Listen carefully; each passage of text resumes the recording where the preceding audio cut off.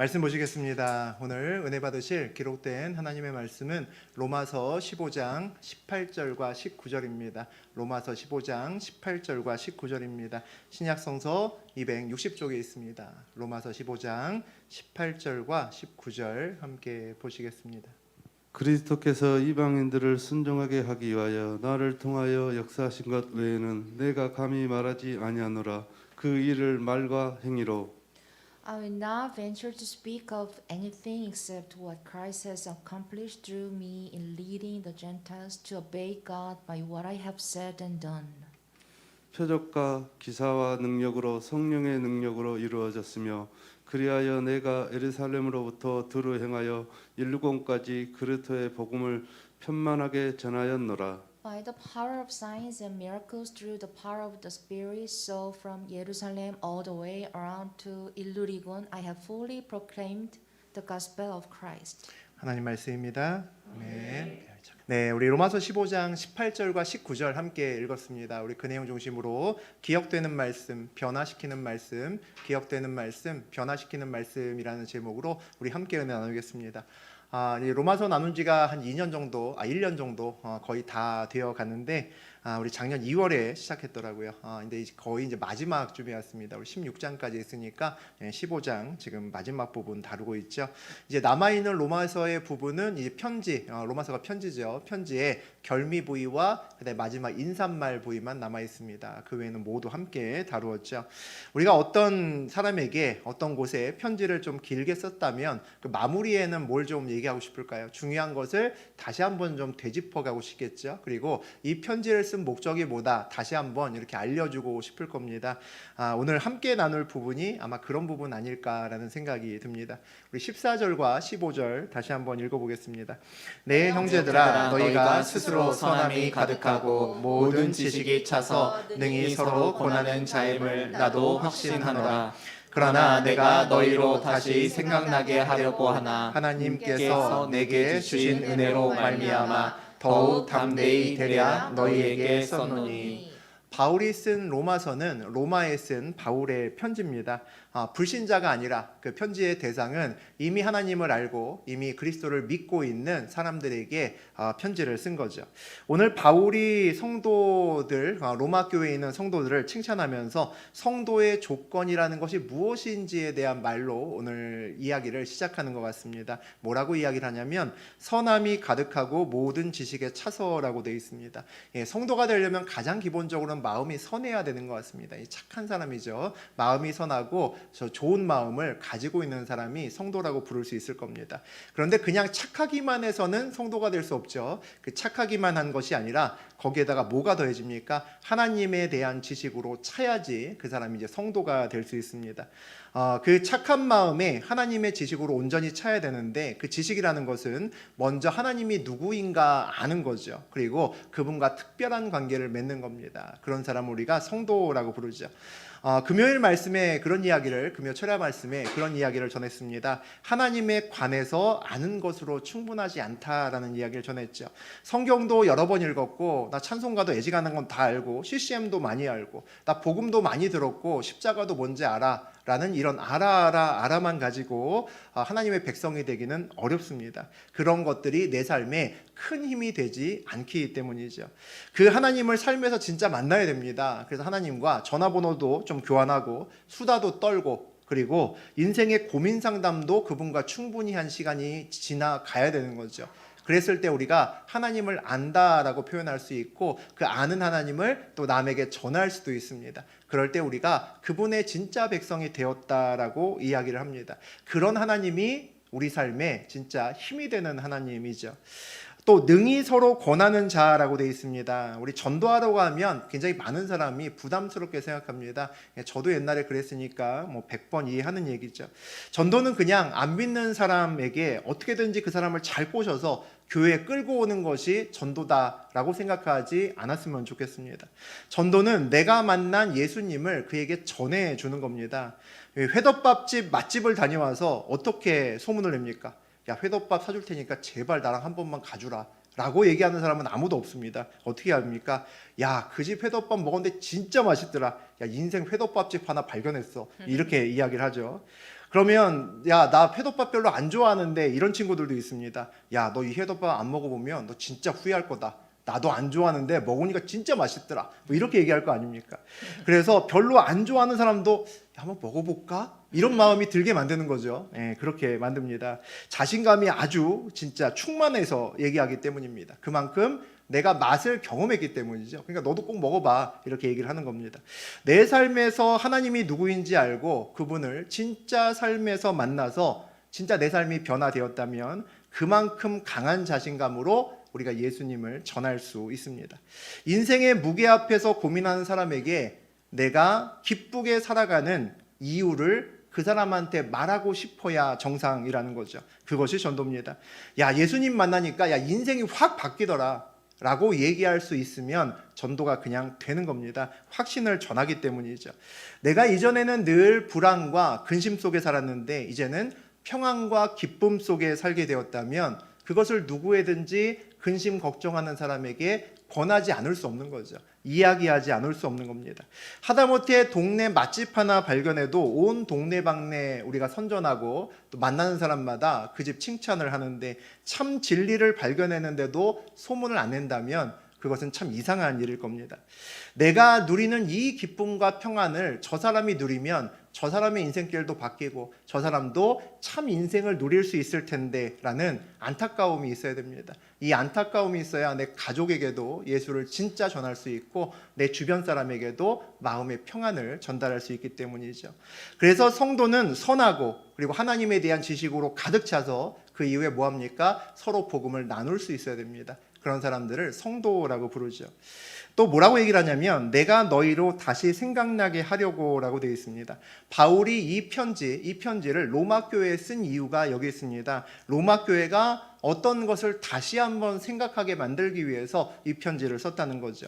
다시 생각나게 한다는 것은 이 바울이 이 편지를 쓴 이 내용이 그들이 이제까지는 전혀 몰랐는데 야, 내가 새로운 것 알려줄게 해서 이 편지를 쓴 것이 아니라는 겁니다. 이미 알고 있었던 거죠. 알고 있었던 것을 리마인드, 기억하게 만들기 위해서 이 편지를 썼다는 겁니다.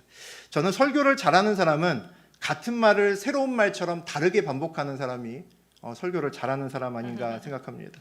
설교를 듣다 보면 사실 같은 얘기하는 겁니다. 예수, 믿음, 구원 뭐 이런 거 외에 다른 이야기 안 하잖아요. 그 같은 이야기 하는 겁니다. 그런데 매번 같은 말을 똑같이 하면 지루하니까 매번 같은 말을 다른 본문을 통해서 지루하지 않게 전하는 것이 이제 설교죠. 교회를 처음 다니고 예수에 대해서 몰랐던 분들은 로마서 강해를 쭉 들으면서 야, 그런 거구나. 복음이 그런 거구나. 구원이 그런 거구나. 라고 진짜 새로운 사실을 알게 된 사람들도 있을 겁니다. 그런데 교회를 좀 다녔다고 하는 분들은 로마서 내내 우리 1년 동안 말씀 들으면서 사실 옛날에 들었던 말씀을 또 들은 겁니다. 결국은 우리가 예배 시간에 설교를 듣는 것은 새로운 말씀, 이전까지 한 번도 들어보지 못했던 말씀을 듣는 것이 아니라 이전에 알았던 건데 그냥 우리가 무심코 우리의 기억 속에, 무의식 속에 집어넣었던 것들을 새롭게 꺼내게 만드는 겁니다. 이 새롭게 꺼내게 만드는 것이 로마서의 말씀이고 또 설교라고 생각합니다. 알았던 것들을 새롭게 꺼내게 한다는 것은 뭡니까? 전해진 말씀이 우리 안에서 리마인드 되고 기억되는 것을 넘어서 새롭게 변하는 리프레시 되는 역할을 하고 그런 말씀이 된다는 겁니다. 단순히 기억을 되새기게 하는 것이 아니라 우리의 삶을 바꾸는 말씀이 된다는 거죠. 그런 말씀이 로마서의 말씀이고 또 설교를 통해 전해지는 하나님의 말씀입니다. 어떻게 이것이 가능할까라는 생각이 듭니다. 오늘 본문을 보니까 하나님께서 내게 주신 은혜로 말미암아 더욱 담대히 대량 너희에게 썼노니라고 이야기를 합니다. 바울은 새로운 이야기가 아니라 그리스도인임은 이미 다 알고 있는 이야기를 담대하게 확신에 차서 전했다고 말합니다. 힘든 사람에게 어떤 사람이 가서 기도합시다. 하나님이 책임지실 겁니다. 라고 얘기할 때 어떤 사람이 가면 그게 위로가 되는데 다른 사람이 가면 똑같이 말해도 위로가 되지 않는 경우가 있습니다. 뭐가 차이가 나는 걸까요? 그 말에 어떤 삶이 더해졌는가의 차이가 있습니다. 어떤 삶이 더해졌는가에 따라서 똑같은 말을 해도 위로가 되는 사람이 있고 되지 않는 사람이 있죠. 하나님의 말씀은 동일합니다. 그런데 그 말씀이 우리의 삶에서 서로 다른 삶의 자리에서 다르게 역사합니다. 다른 역사가 더해지면 같은 말씀을 통해서도 다른 은혜가 전달이 됩니다. 그리고 내게 주어진 말씀에 삶의 은혜를 더하면 그 주어진 말씀이 능력으로 바뀝니다. 놀라운 일이죠. 내가 어떤 말씀을 받은 다음에 그 말씀에 내 삶의 은혜가 더해졌을 때 그 말씀이 진짜 능력이 된다는 겁니다. 누군가를 통해서 리마인드된 말씀이 있습니다. 기억된 말씀이 있습니다. 여기에 하나님의 은혜가 더해지면 내 삶을 변화시키는 리프레시하는 말씀으로 바뀌게 됩니다. 은혜가 더해져서 내 삶을 새롭게 한 말씀이 내 입을 통해서 다른 사람에게 전해지면 어떤 일이 벌어집니까? 그 사람의 기억 속에 무의식 속에 들어있던 말씀을 새롭게 꺼내게 만듭니다. 놀라운 일이죠. 그러니까 이것이 말씀의 선순환입니다. 나에게 리마인드된 말씀이 나를 리프레시하면 그 말씀을 내가 다른 사람에게 전하면 그 사람도 그 말씀을 기억하게 하는, 리마인드하게 되는 그런 일의 역사가 선순환으로 계속 일어난다는 겁니다. 그랬을 때 우리도 로마서가 될 수 있고 우리도 바울처럼 살아갈 수 있다는 거죠.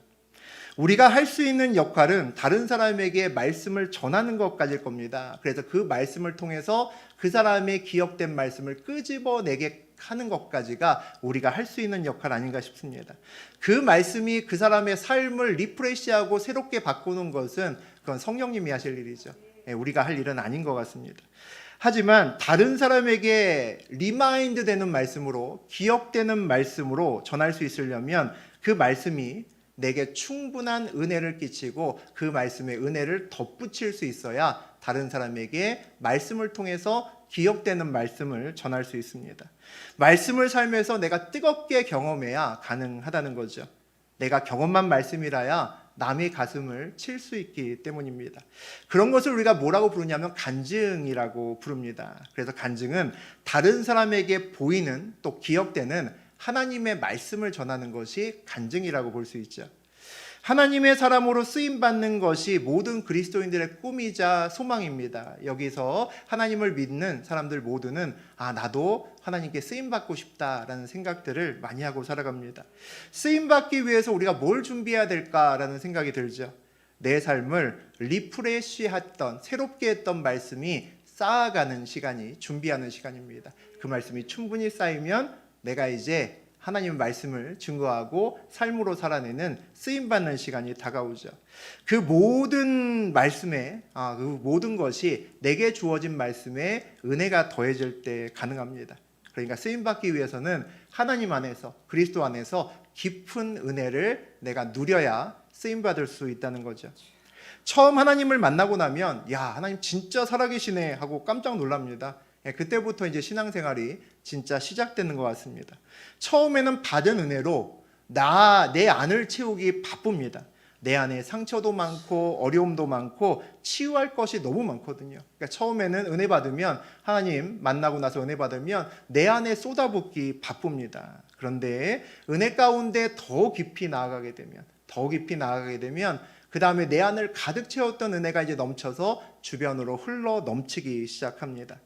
내 안에 은혜가 넘쳐서 이제 주변으로 흘러나가기 시작하면 이제 내가 쓰임받을 때가 되었구나라고 생각할 수 있을 것 같습니다.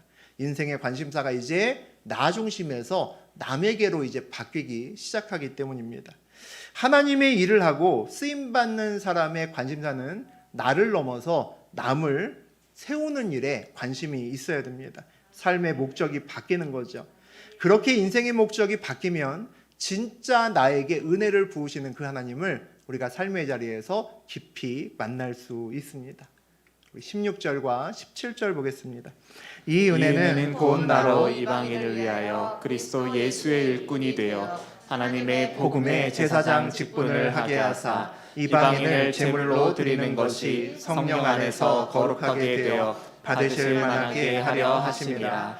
그러므로 내가 그리스도 예수 안에서 하나님의 일에 대하여 자랑하는 것이 있거니와. 바울은 이방인을 위해서 복음을 전하는 그릇, 복음의 제사장으로서 자기의 삶을 살고 있다라고 이야기를 합니다. 하나님의 그리스도의 일꾼이라고 표현하죠. 이방인은 예수를 전혀 모르는 사람입니다. 뭐 무종교인도 있겠죠. 나는 원래 종교가 없어, 아무도 안 믿어, 나만 믿어, 뭐 이런 사람도 있겠죠. 하지만 미신이나 다른 신을 굉장히 강하게 믿는 사람들도 있을 겁니다. 그런 사람들에게 어떻게 복음을 전할 수 있을까, 이제 이런 생각이 들죠. 하나님을 부인하는 이방인의 믿음보다 더 큰 확신과 담대함으로 복음을 전하면 그 사람들의 믿음을 흔들 수 있습니다. 그 사람의 믿음을 흔들 수 있죠. 그렇게 돼야 하나님의 쓰임을 받을 수 있는 겁니다. 그러기 위해서 바울의 인생길은 그만큼 하나님에 대한 은혜와 그리고 하나님에 대한 이야기로 가득하고 풍성한다는 것을 우리가 볼 수 있습니다. 그런 사람만 남에게 가서 진짜 복음으로 그 인생을 뒤흔들어 놓을 수 있기 때문입니다. 우리가 받은 은혜는 이유가 있다라는 생각이 듭니다. 남들보다 나에게 더 크게 부어진 은혜가 있다면 그 은혜 가운데 보통은 우리 삶에서 사명이 있습니다. 은혜 가운데 사명이 있다는 거죠. 사명은 꼭 하나님께서 야, 너 이 일을 꼭 해야 돼 라고 마치 미션을 주는 것처럼 어떤 일을 주셨다라고 해석하지 않았으면 좋겠습니다. 내가 인생길에서 꼭 미션을, 하나님께 받은 미션을 내 컴플리트해야 천국 간다라는 생각을 하지 않았으면 좋겠다는 거죠. 내가 큰 병이 걸렸다가 은혜로 나았다면 비슷한 병에 걸려서 절망 가운데 있는 사람을 보면 마음이 짠합니다. 가서 위로해 주지 않으면 못 베기죠. 그 아픔을 누구보다 잘 알기 때문입니다. 당연히 가서 위로할 수밖에 없는 겁니다. 내가 재정적으로 거의 파산했다가 은혜로 다시 일어섰다면 비슷한 일로 고통받는 사람을 보면 마음이 아픕니다. 저 사람 얼마나 힘들까 안다는 거죠. 그러니까 가서 힘주고 싶고 가서 그를 위로해 주고 싶은 건 당연한 겁니다. 그리고 그 위로가 그냥 가서 잘 될 거야, 괜찮아로 끝나는 것이 아니라 내가 받은 그 하나님의 은혜를 더해서 전할 수 있다면 병고침과 재정적인 회복, 그 이상의 이야기를 전할 수 있는 거죠. 내가 경험한 말씀을 그에게 리마인드, 기억시키는 이야기를 할 수 있게 됩니다. 그러니 내가 이미 받은 큰 은혜 안에 나의 사명이 있다라는 것은 이런 이야기를 하는 겁니다. 사명은 일이 아니라 은혜를 전하는 것으로부터 시작합니다. 오늘 본문을 보니까 내가 그리스도 안에서 하나님에 대하여 자랑하는 것, 이게 뭡니까? 간증이고, 이게 바울이 복음을 전하는 원리입니다. 하나님 안에서 그리스도를 자랑하는 것이 그의 전도의 삶이라는 거죠.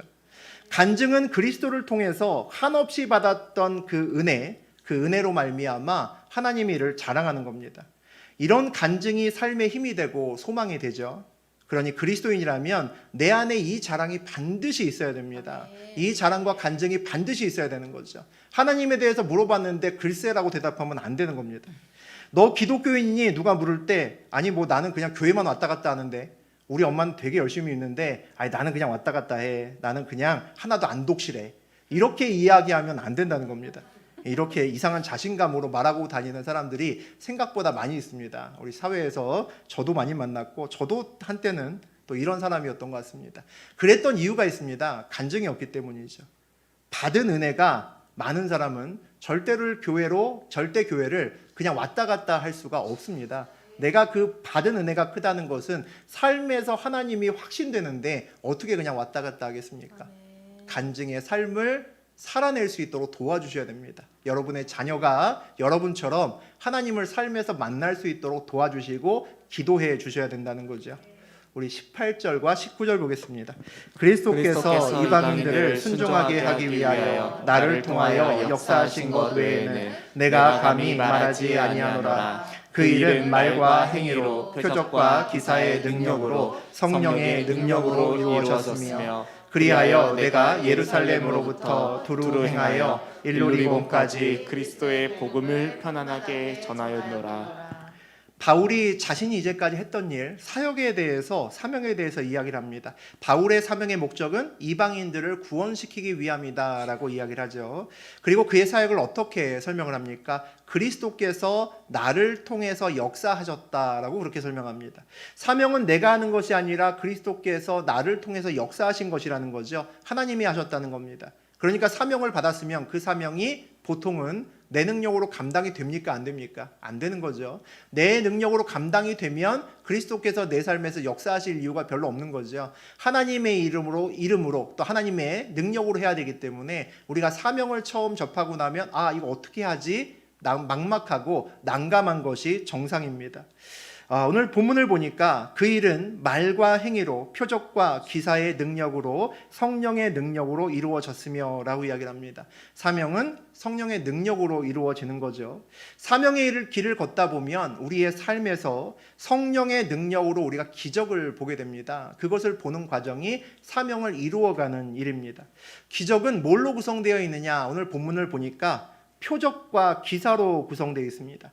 기사는 눈에 보이는 놀라운 일입니다. 어떻게 이런 일이 일어났지? 눈에 보이는 현상을 우리가 기사라고 부릅니다. 표적은 뭡니까? 그 기사 안에 담긴, 그 놀라운 일 안에 담긴 사인입니다. 메시지죠. 그것을 우리가 표적이라고 부릅니다.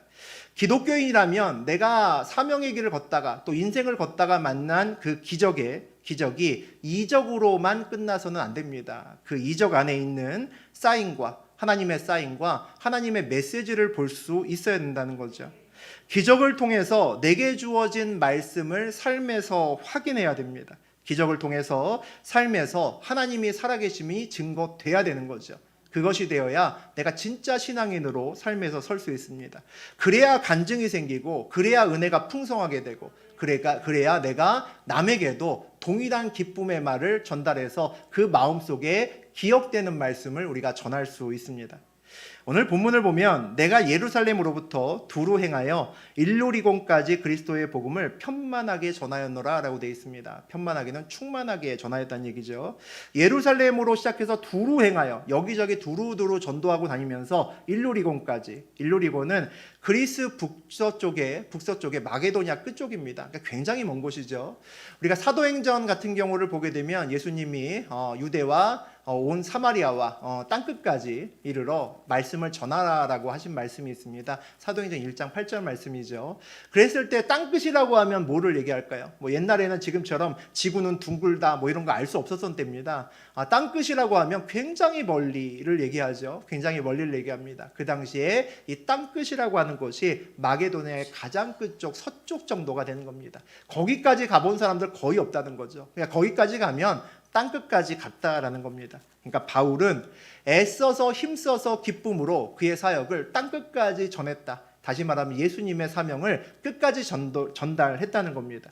그만큼 바울에게 부어지는 애가 컸다라는 거죠. 나에게 주어진 그 사명을 내가 끝까지 전하리라 라는 마음이 있었고 그걸 실제로 수행을 했다는 거죠. 우리 20절과 21절 보겠습니다. 또 내가 그리스도의 이름을 부르는 곳에는 복음을 전하지 않기를 힘썼노니 이는 남의 터 위에 건축하지 아니하려 함이라. 기록된 바 주의 소식을 받지 못한 자들이 볼 것이요 듣지 못한 자들이 깨달으리라 함과 같으니라. 바울이 그리스도의 이름이 이미 전해진 곳에는 가서 선교하지 않으려고 애썼다라고 이야기를 합니다. 그곳에 가지 않으려고 힘썼다는 얘기죠. 그 이유는 자기의 사명지가 아니었기 때문일 겁니다. 그런데 이게 참 쉽지 않은 일입니다. 내 사명을 분별하고 거기에만 충성하는 것이 인생을 살아가다 보면 생각보다 어렵습니다. 왜냐하면 사명은 늘 내 능력보다 큰 일이기 때문입니다. 이 버거운 일이기 때문이죠.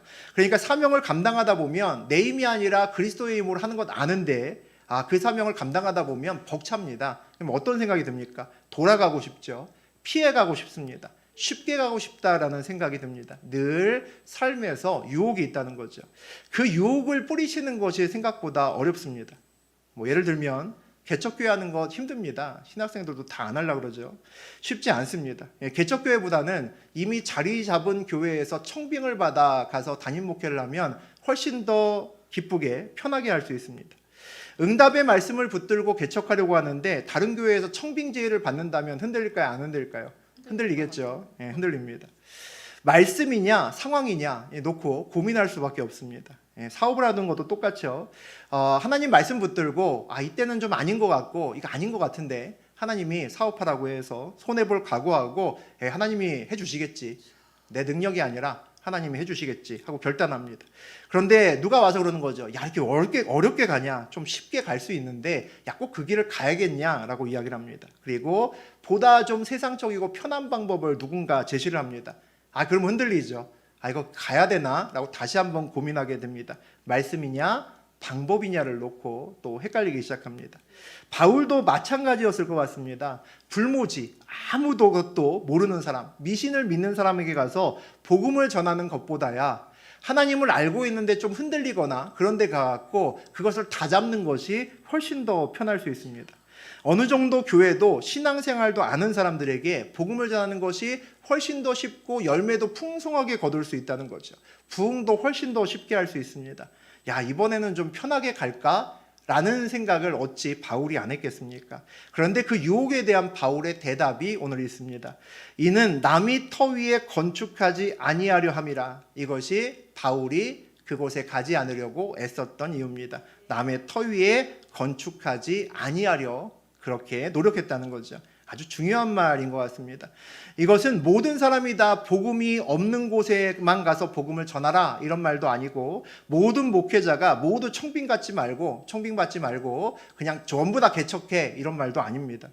내 사명의 터는 방법이 아니라, 그리고 상황이 아니라 말씀이 되어야 된다는 겁니다.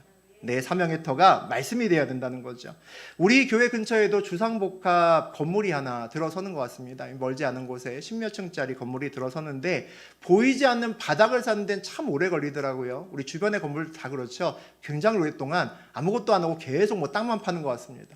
그러다가 땅의 기초가 딱 끝나고 나면 금방 올라갑니다. 어머 저렇게 빨리 올라갔네 라고 누구나 건물을 보면서 그런 생각을 합니다. 더 높은 건물을 지으려면 더 오랫동안 기초공사를 해야 됩니다. 그러니까 내가 정말 삶에서 하나님을 드러내고 하나님을 증거하고 정말 멋지게 살고 싶다면 오랜 시간 동안 기초공사를 해야 된다는 거죠. 그리고 기초, 터 닦는 것이 정말 중요하다는 겁니다. 그러니까 내 사명의 기초와 터를 다른 사람에게 맡길 수 없는 거죠. 다른 사람의 터 위에 내 건물을 지을 수는 없다는 겁니다. 오직 주님이, 말씀이 내 사명의 터가 돼야 된다는 겁니다. 바울의 사명의 터는 무엇일까? 오늘 나옵니다. 기록된 바 주의 소식을 받지 못한 자들이 볼 것이요 듣지 못한 자들이 깨달으리라 함과 같으니라.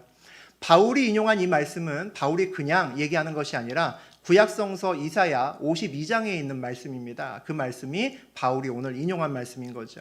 주의 소식을 받지 못한 이방인들이 주의 주를 보게 될 것이고, 복음의 기쁜 소식을 듣지 못한 자들이 깨달을 것이다라는 겁니다. 바울은 이 구약의 말씀을 성취할 사람이 바로 너다라는 확신 속에서 살았을 겁니다. 바울이 말씀의 굳건한 터 위에 사명을 쌓아왔던 이유가 됩니다. 바울의 사명의 터가 바로 이와 같은 하나님이 주신 말씀의 터 위에 그의 사명을 쌓아놨다는 거죠. 그 말씀의 터가 뭡니까? 삶에서 누군가를 통해서 전해져서 그에게 다시 기억됐던 말씀이, 그 말씀이 은혜가 더해져서 그의 삶에서 변화되는 말씀으로 바뀌었던 그 말씀 중에 하나가 이 이사야 52장의 말씀이라는 거죠.